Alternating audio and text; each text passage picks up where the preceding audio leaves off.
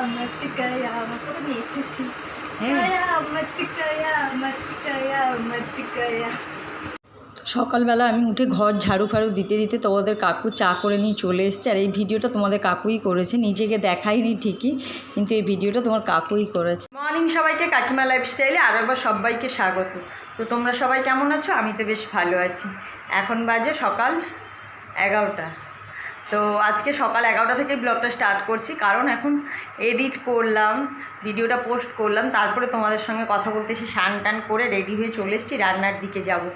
আর সকাল থেকে যেহেতু সানডে, সবাই বাড়িতে থাকে, তোমাদের কাকুও বাড়িতে আছে, তাই আর সকাল থেকে ব্লগটা আমি স্টার্ট করতে পারিনি, কারণ এত কাজ ছিল তো তার জন্যে। আর সকালবেলা দিয়ে একবার বৃষ্টি হচ্ছে, একবার বৃষ্টি কমছে।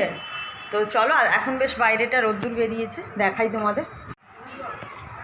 আর এই দেখো, এগুলো আমার সবজি আমি নিয়ে নিয়েছি, এগুলো দিয়ে আমি তরকারি করব, ওদের পনির হবে, এই যে উচ্ছে আলু ভাজা হবে, এগুলো তোমার কাকু কেটে দিয়েছে, আমার হচ্ছে উচ্ছে সেদ্ধ দেবো। তো চলো রান্নাটা করি।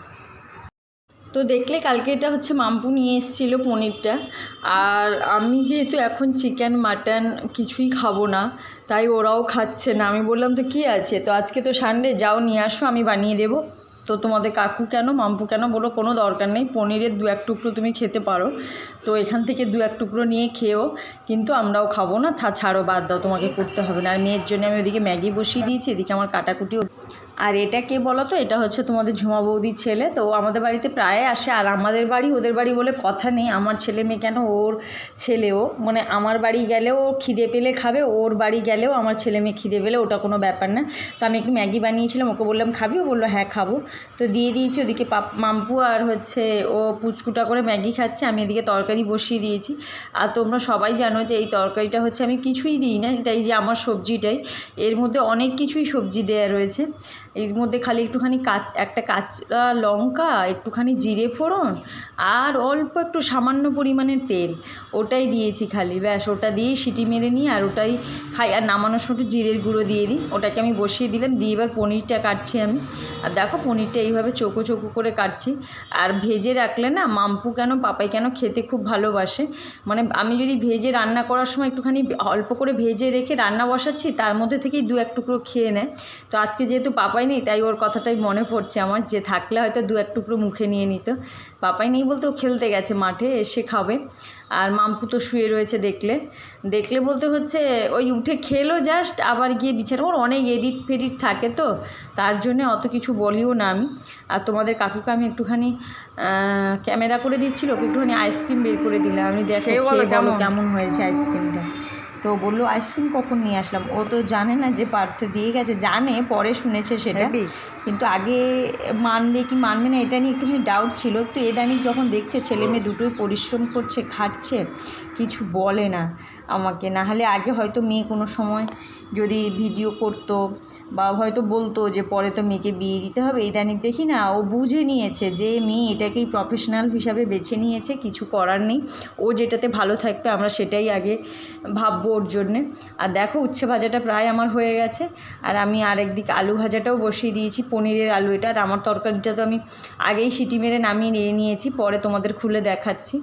আর পনিরটা একটুখানি তেল দিয়ে ভেজে নিই, আর পনিরটা খেতে খুব সফট হয়েছিল, আর খেতে খুব ভালোও হয়েছিল। আমি 1-2 টুকরো খেয়েছি দুপুরবেলা, তো দেখলাম শরীর খারাপ করেনি বা খারাপ লাগেনি, ওরাও বললো হ্যাঁ পনিরটা খুব ভালো হয়েছে। আর আমি পনিরটা যেভাবে করি দেখেছো তোমরা, এর আগের দিনও করেছি, আমি নিরামিষ পনিরই করি, না পেঁয়াজ রসুনের একটু মানে ছোঁয়াও থাকে না ওর মধ্যে, জাস্ট এরকম লাল করে ভেজে নিয়েছি। এবার এটাকে তুলে নেব, নিয়ে এর মধ্যে একটু গরম মশলা, গোটা জিরে, তেজপাতা ফোড়ন দিয়ে মশলাটা দিয়ে দেবো। মশলা বলতে হচ্ছে আদা, কাঁচা লঙ্কা, জিরে, আর 2-4টে কাজু বাদাম ছিল, ওটা দিয়ে দিয়েছি, ব্যাস এইটুকুই।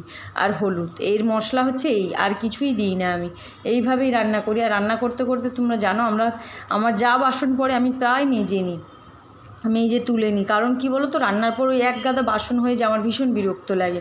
আর আমি সব তরকারিতেই তোমরা দেখো যে আমি গরম জলটা খুব দিই, তো সে যে কোনো রান্নাই হোক, আমি এক সাইডে গরম জল বসিয়ে দিই, এদিকে কষাতে কষাতে ওদিকে গরম জলটাও হয়ে যায়, দিয়ে দিই, আমার মনে হয় রান্নাতে ঝটাপট হয়ে যায়, আমার মনে হয়, আমি জানি না এটা কার কী মনে হবে। তো যার এক একটা ন্যাক থাকে, তো আমার বলতে পারো আমার এটা একটা ন্যাক।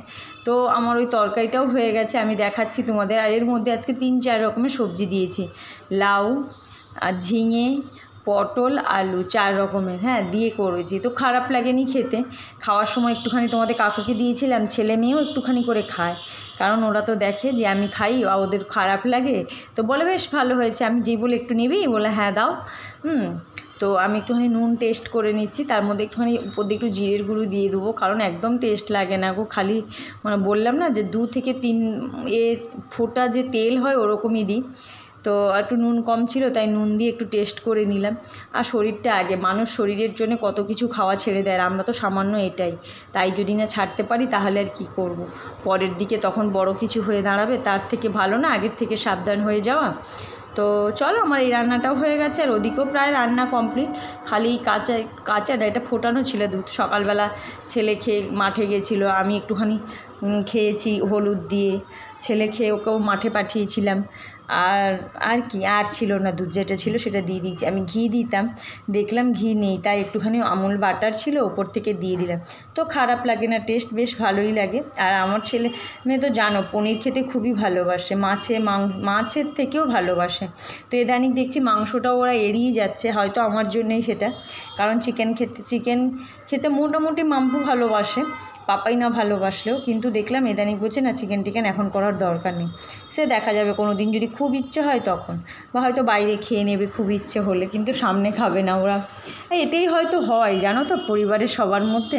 তো চলো, আমার এই রান্নাটা হয়ে গেছে, আর আমি গ্যাস সব মুছেই একদম রান্নাঘর থেকে বেরোবো, কারণ ওই আধা কাজ রেখে আমার ভালো লাগে না, পুরোটা করেই এখান থেকে বেরিয়ে তারপরে করব। কি করব আর, ও ছাদে আছে, জামা কাপড় মেঘ করেছে আবার কালকেকারের মতোই, বৃষ্টি নামতে পারে একই টাইমে, সেরকম মেঘ করে এসছে। তো চলো, আমার গ্যাস ফ্যাস মোছা হয়ে গেছে, আর বাসন তো অর্ধেক আগেই মেজে শেষ হলো।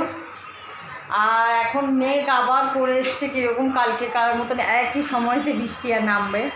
তো ভাবছি জামা কাপড়গুলো তুলে আনি, তারপর একটুখানি বসবো, রেস্ট নেব।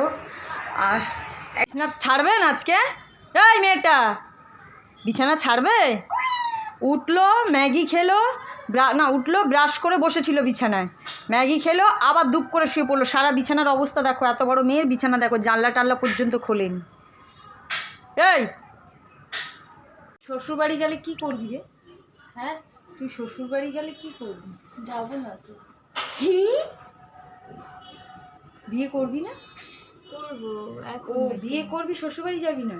আরে বাবা করবো, এখন নাকি? তা যখনই হোক, তুই যদি এত বেলা, এখন কটা বাজে বলতো? কটা বাজে নিজের মুখে বল, মানে একবার। 12টা 15। শুনেছো? 12টা 15। বিছানা ছেড়েছে ঠিক 11টা নাগাদ, বিছানা ছেড়ে থেকে উঠেছে অনেক সকালবেলা বলতে 9টা নাগাদ উঠে গেছে, উঠে ব্রাশ করে চোখ মুখ ধুয়ে সে আবার যা বিছানা ধরেছে, এই যে জাস্ট উঠে একটু খেয়েছে। বলো, যতদিন বাপের বাড়ি আছে ততদিন একটু সুখ পেয়ে নি। ততদিন সুখ পেয়ে নি, তারপরে শ্বশুরবাড়ি যাব, তারপরে এই যে আরেকজন চলে এসছে, এই দেখো, এই যে মেয়েকে পেয়ারা কেটে দিচ্ছে। আজকারাটা কে দেয় দেখো, বলতে পারছে না যে এত বড় মেয়ে, উঠে এগুলো সব কাট, বাড়ির লোককে দে। তুমি আমার সুখ সহ্য করতে পারো। হ্যাঁ সেই আমার বাবা তো ভালোবেসে খাওয়ার চান, তুমি বলে না বাপের বাড়িতে মেয়ে প্রিন্সেস। আচ্ছা, ওই প্রিন্সেস হয়ে থাকো, আর ওখানে গিয়ে যখন শাশুড়ি বলবে, হ্যাঁ মালতী মাসি সাজবে। কালকের থেকেই জামা কাপড়গুলো আমি শোকাতে পারছি, আজকে একটু শুকিয়ে গেছে।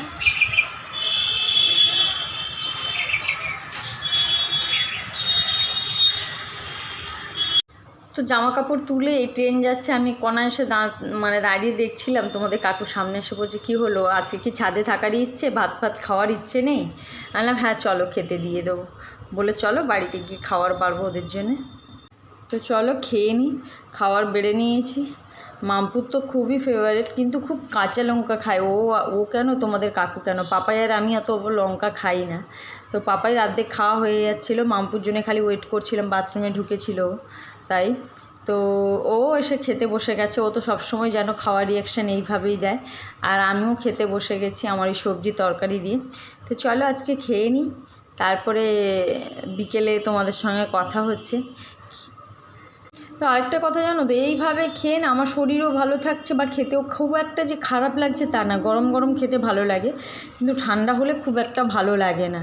তো চলো খেয়ে নিয়ে উঠাবে যাবে, এই খুঁজতে খুঁজতে আমার মাথা পাগল হয়ে গেছিলো। এগুলো রূপোর জানো তো, পরে না ও কী অবস্থা হয়ে রয়েছে, কোথায় যে খুলে খুলে ফেলে রেখে দেয়। এখন লাগবে, এখন কিনা আমাকে পায়ের তোড়াটা কই আমার খুঁজে দাও। তারপরে এখন শাড়ি পরাতে হবে, আমি ঘুমাচ্ছিলাম, এখন উঠেছি, ম্যাডামকে শাড়ি পরাতে হবে। দেখতে পাবে তোমরা খুব শীঘ্রই গানের শ্যুট আসবে এদের। কি গরম। তো হচ্ছে আমি ওকে এরকম পায়ের তোড়া পরিয়ে দিয়েছিলাম, বলছে তুমি, আমি তো সেই ছোটোবেলার মতো তুমি আমাকে সাজিয়ে দিচ্ছ। আমি বললাম হ্যাঁ, তোর বিয়ের সময় যতই মেকআপ আর্টিস্টরা আসুক না কেন, তোর বিয়ের গহনা এরকম করে মানে শ্বশুরবাড়ি যাওয়ার দিন আমিই তোকে পরিয়ে দেবো। সত্যি কি অদ্ভুত জীবন মেয়েদের বলো, মাকেই সাজিয়ে দিতে হয় মেয়েকে। রেডি, মরান এবার বেরোবে। কি তোমার গাড়ি চলে এসছে তোমাকে নিতে? না আসেনি, আমাকে যেতে হবে একা একা।